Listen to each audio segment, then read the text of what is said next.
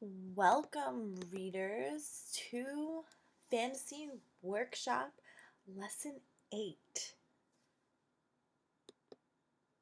So, I want you guys to think about some of the fantasy stories you guys have been reading. We've been reading The Thief of Always. In your book club books, you've been reading Percy Jackson, Harry Potter, The Magician's Elephant. And I want you to think about in fantasy stories the characters go through external and internal quests. So I want you to keep that in mind as we go through our lesson today. Fantasy readers follow the quest of the story to understand the internal and external obstacles the characters face.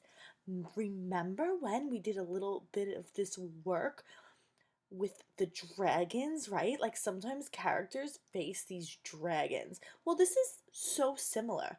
So think about the internal and external obstacles the characters face. We do this by identify the character's quest.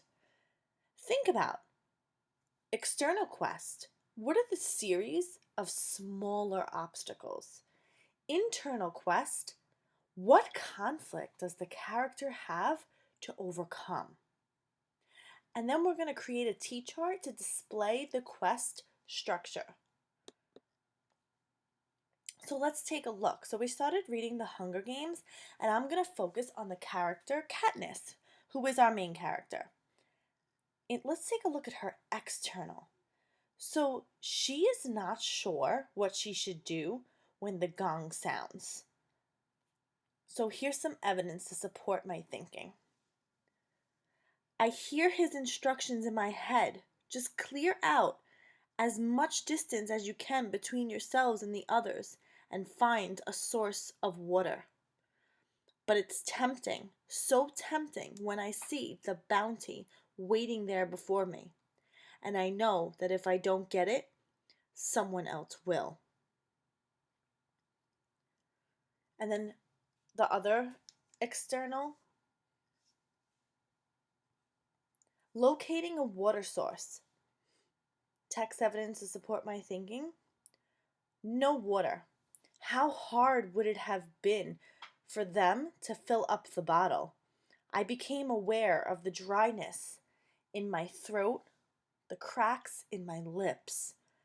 So, this is what she's going through, right? Like, this is what she literally has to do externally.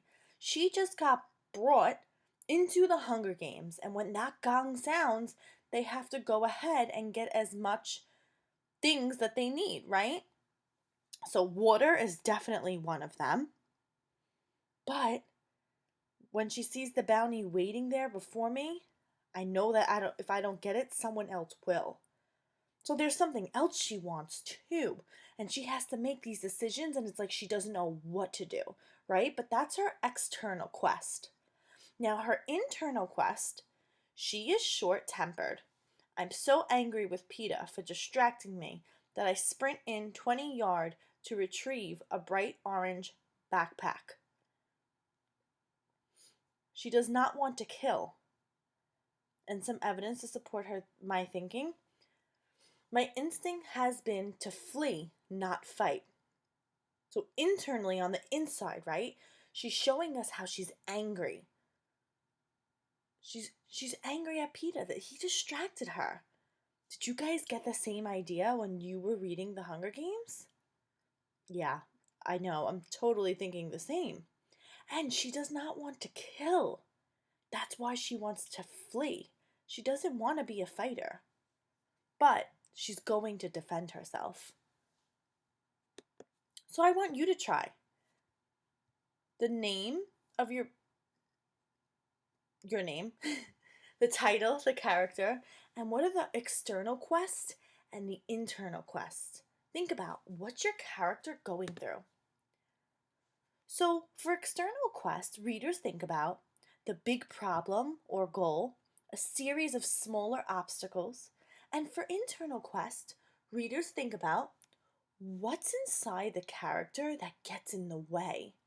Internal flaws to fix or get around, conflicts to overcome.